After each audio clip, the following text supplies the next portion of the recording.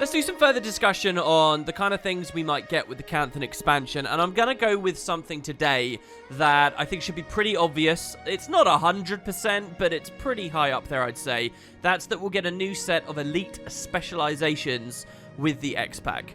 If the devs weren't working on this X-Pack, I might have maybe expected them to have found a way to filter them out slowly over Icebrood Saga, but now that we know they're working on an X-Pack, I guess it will be quite a long time before we see some.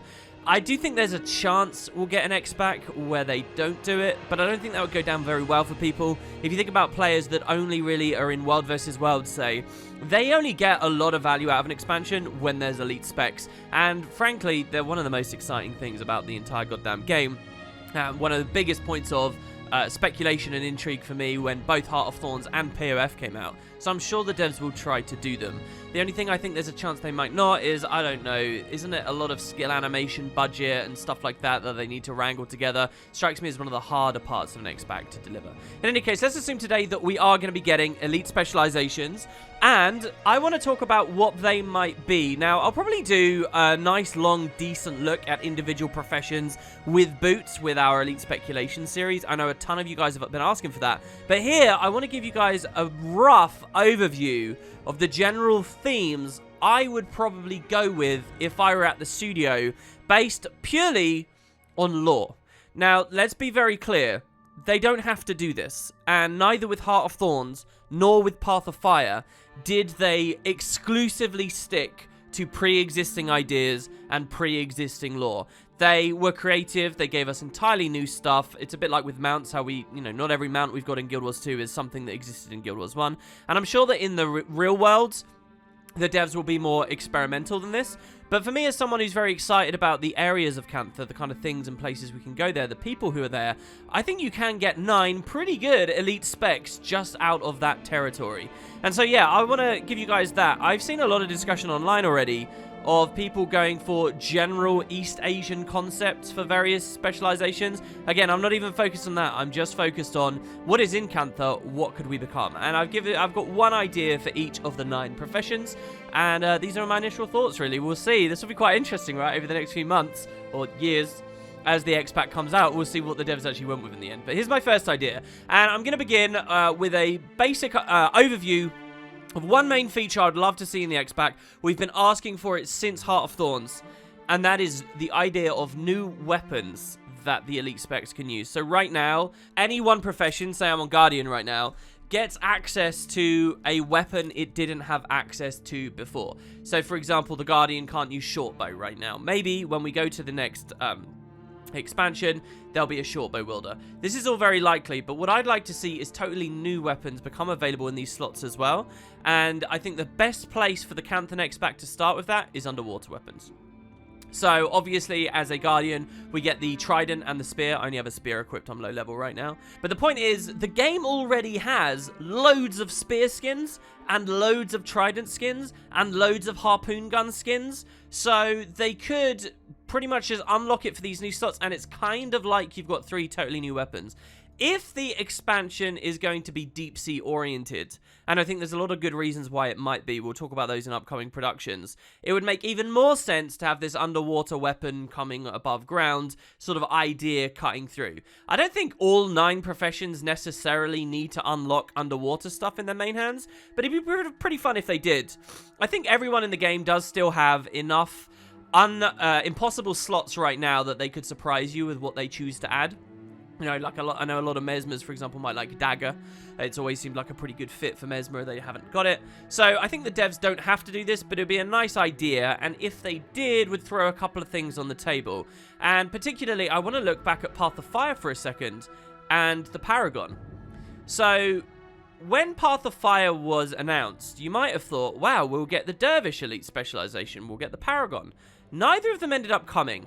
Dervish was a scythe wielder, and neither above ground nor underwater is there such thing as a scythe weapon class in Guild Wars 2. Scythes in Guild Wars 1 were like these cleave weapons, but cleave capability tends to be bound to the actual skill in Guild Wars, not just the weapon that it's coming from. You can cleave with daggers, for example. If you're a thief, you get 2 people cleave. A lot of the time you'll get 3-man cleave, and so on and so on. So, they really don't have scythes in the game. They just have staff skins that look like scythes, and if you're on a melee staff character, then you can kind of attack with the scythe. But it's not a real thing, and I don't really see the devs adding something entirely new like that. So the Dervish may not ever come to Guild Wars 2, I'm not sure, and is it really well tied with a Canthan expansion? I'm not sure on that either. But the Paragon is slightly different. The Paragon was a spear chucker, an above ground spear wielder, who, above water, I should say, who, if the devs do actually manage to go with this underwater thing, it could mean, bizarrely, we get the Paragon in the Canthan expansion, which is a weird mismatch, but, you know, Guild Wars 2 is its own game, and it's been doing its own things in its own order. What I've always found quite interesting is in the lore, several of the Kurziks and the Kurzik way of life is very much built around singing and chanting, and that was very similar to what the Paragons were doing in Alona as well. You know, this idea of emboldening their friends in battle through shouts and anthems and echoes and these kinds of things. Well, I think there is enough crossover, you could maybe see it. As for what class the Paragon could be on, well, there's quite a few contenders, actually. I think it could easily fit on a warrior. Warrior is probably my favorite. I think that it's just themed perfectly. A lot of people would advocate for it on Guardian. I think that's fair. And hell, I actually believe that Rev could become a Paragon too. It's got the heavy armor side of it. And if you just have it channel, say, Spear Marshal Cormier or whatever, you could easily become a Paragon, no? So that's kind of like an overview thing that I just wanted to say at the door. We can't have this discussion without talking about those. Now let's get into specifics. Here's my lore-based ideas for 9 professions. And we'll start with Rev, since we're on that topic anyway. That's a pretty easy one. I think that the Rev could become Ritualist. And so this one's pretty obvious as well, just as I was mentioning with the Path of Fire stuff.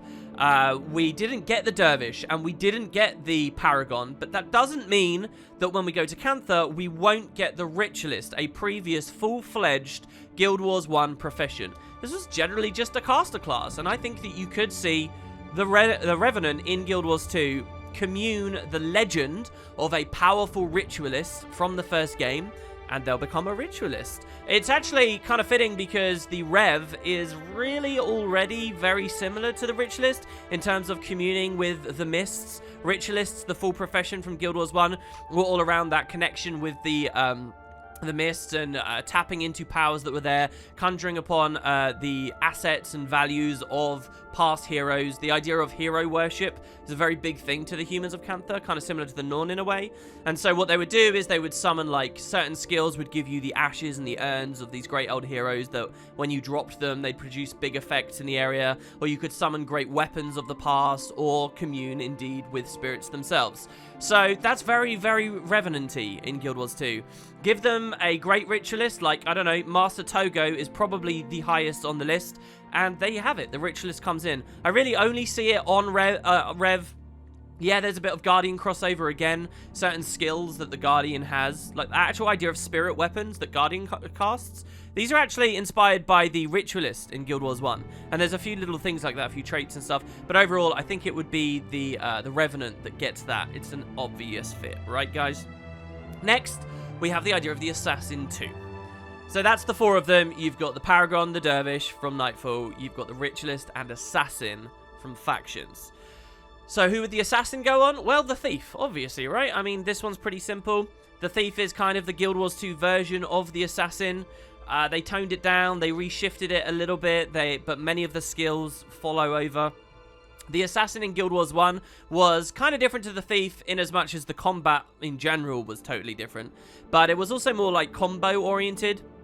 Essentially in Guild Wars 2, when I have my sword attack chain here, you know, I land the Sword of Wrath, then it automatically goes into the sword arc, then it automatically goes into the sword wave.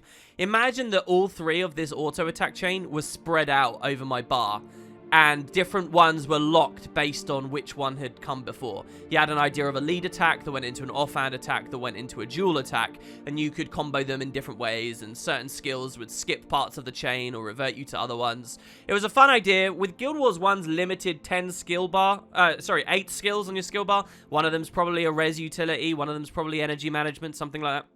I guess it kind of depends on what format you're in. I tend to think about random arenas when it comes to Assassin more than anything else, because that's what I played most of it on. But when it came to the limited skill bar, that was something that worked. In Guild Wars 2, you get a lot more skills. The idea of chains just automatically happens, so you don't have to think about it. You don't play with it in any way. So maybe they'll play with that more with some kind of thief specialization that really goes heavily into these skills that chain amongst themselves. I think the take would have to be quite different to what they did in Guild Wars 1. The idea of combos and unlocking certain aspects of your skill bar only when previous ones have just been utilized could be fun if they are prepared to bite off all of that.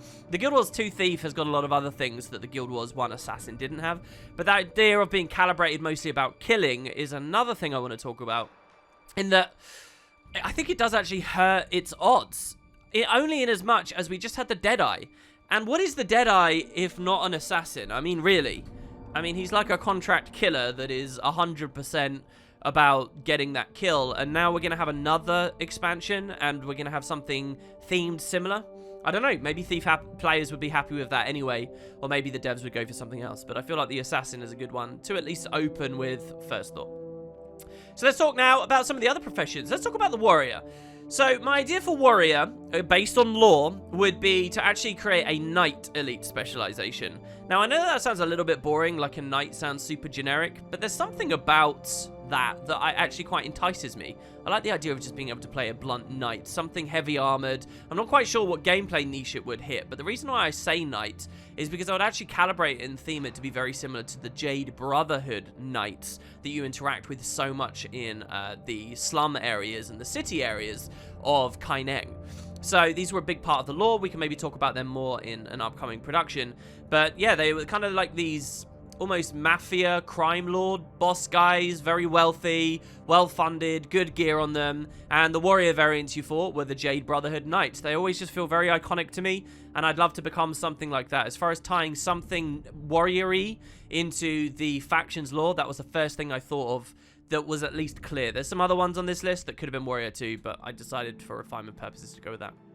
Next, I was thinking about Mesmer. Mesmer's another weird one.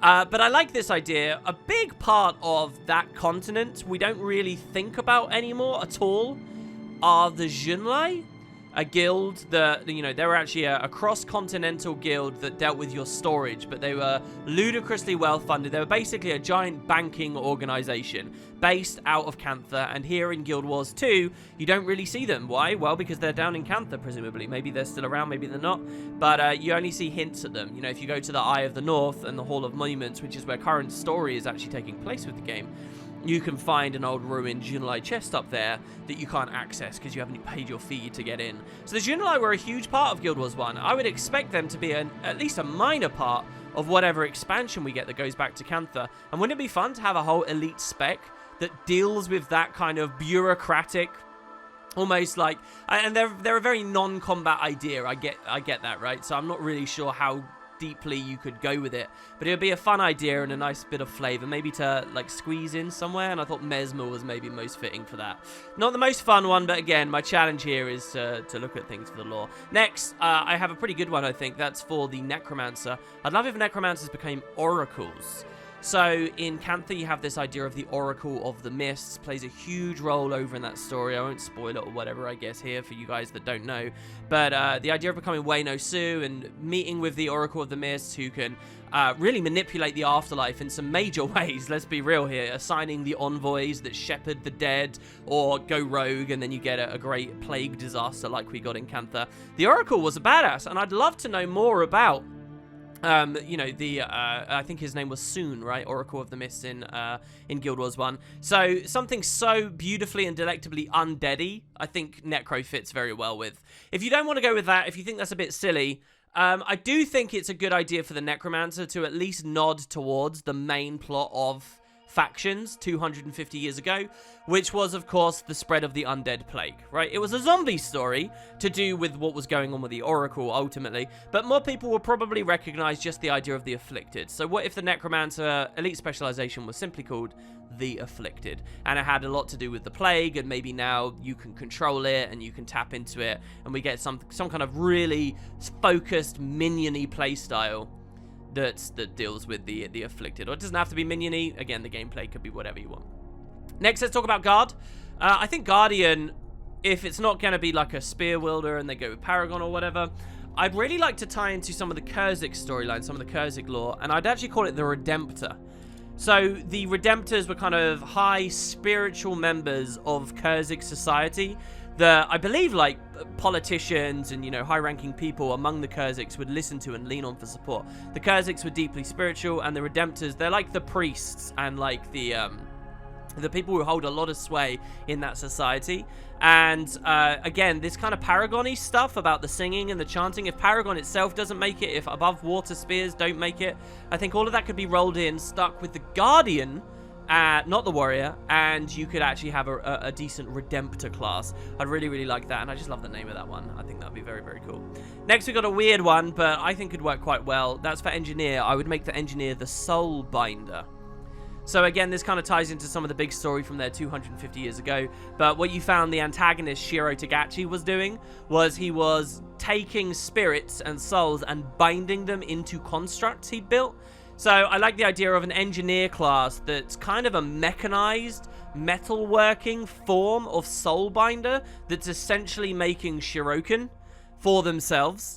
And again, if you don't know the faction story that well, I might have lost you a little bit here at this point in the video, but I do think that would be so good for the engineer and give it an opportunity to build things a little bit more. I always like that idea of the construction sides of engineer, which neither of the two elite specializations with the other expansions actually dealt with much. So yeah, we could go with that, and the fact that we're actually playing a little bit with souls, you could maybe even make it a slightly more Magitech influenced form of the engineer, which is something we don't see much of. The engineer is not totally alien to the workings of magics, by the way. It does have alchemy as a fundamental, you know, concept within it. So I like the idea of maybe leaning a bit into that. These stories about playing with souls to bind them into things to create minions for yourself. Well, these are actually ripe and interesting stories, even in Guild Wars 2, because of stuff like the Wizard's Tower and Garenhof and the Verata Conspiracy. So all of that could work super well. I'd go with the Soulbinder for NG. Maybe there's some other good ones, for sure, but that one I really like. Next, for the Ranger, I was thinking going with Captain. So we just had one for the Guardian where we were tied a little bit more with the Kurziks. Here would be one tied a little bit more with the Luxons. If you guys don't know about the Luxons, they were very Norny in a certain way. Nomadic people that traveled the Great Glass, frozen Jade Sea, which would have now melted, of course. But if the idea of this Canthan expansion is a little bit more water-themed, is a little bit more deep-sea dragon-oriented, maybe does this stuff with the underwater things, and has the Jade Sea as a major location for it in its setting, the idea of a lot of water-based things works. And then I think, yeah, having an elite specialization called the Captain that's kind of piratey, kind of corsair-y, kind of admirally, I think that would be really fun. And why it would go into Ranger specifically is, well, amongst Luxon society, you had, you know, the various captains amongst them, but they basically had three separate clans. You had the Crab, the Serpent, and the Turtle. And these just feel ripe thematically for the Ranger to key into some way. Is it a Ranger that has like 3 different forms it can commune in and out of or something? Maybe not. Maybe that's too close to the Soul Beast or whatever. But I think that could work very well. The Captain, and it leans a bit into these Crab, Serpent, and Turtle ideas. Love that for Ranger. And then that leads me to the last profession, which I was very, very stuck with, and that is the Elementalist. I have a lot of ideas for what Elementalist could be, don't get me wrong. You know, there's these Arcanist ideas where you'd attune into the Arcane Attunement or whatever.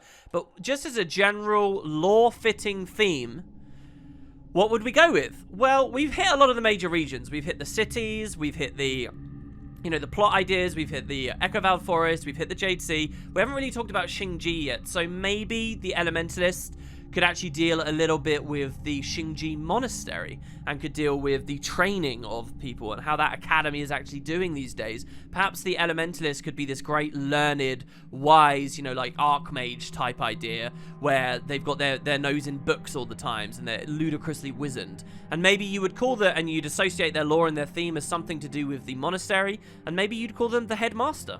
Or something along those lines. I think Headmaster sounds coolest. If you want to go with something else, then fine. And maybe that would be something Ellie-oriented. That really doesn't inspire me for mechanics, but that wasn't really the idea of this video anyway. So there you go. That's some lore-based inspiration and top-of-my-head ideas. When I think Elite Spec, this class, this region of the world, what would you go with? That's what I'd pick. Obviously, you guys can feel free to speculate, give me a little bit of thoughts on what I've said here, and you could talk about mechanics too. That's something I'll probably do a lot more with Boots as we hit up an Elite Speculation series in the coming months. Don't expect it too fast or too soon, because, you know, this expansion could be a long way away. We've got a lot of time to really dive into each individual profession, but as a general open the floor to discussion, I thought this would be pretty cool. A new expansion does mean new Elite Specs. And those are my initial ideas as a lorehead. Thanks very much for watching, guys. Hope you enjoyed. I'll see you tomorrow. I think I want to talk a bit more about masteries, or maybe mounts specifically. What kind of mounts could we get in that region? I guess I'll see you there. Thanks. Do feel free to check out any of my other series. I'd love to see you over there too. And have a good one, guys.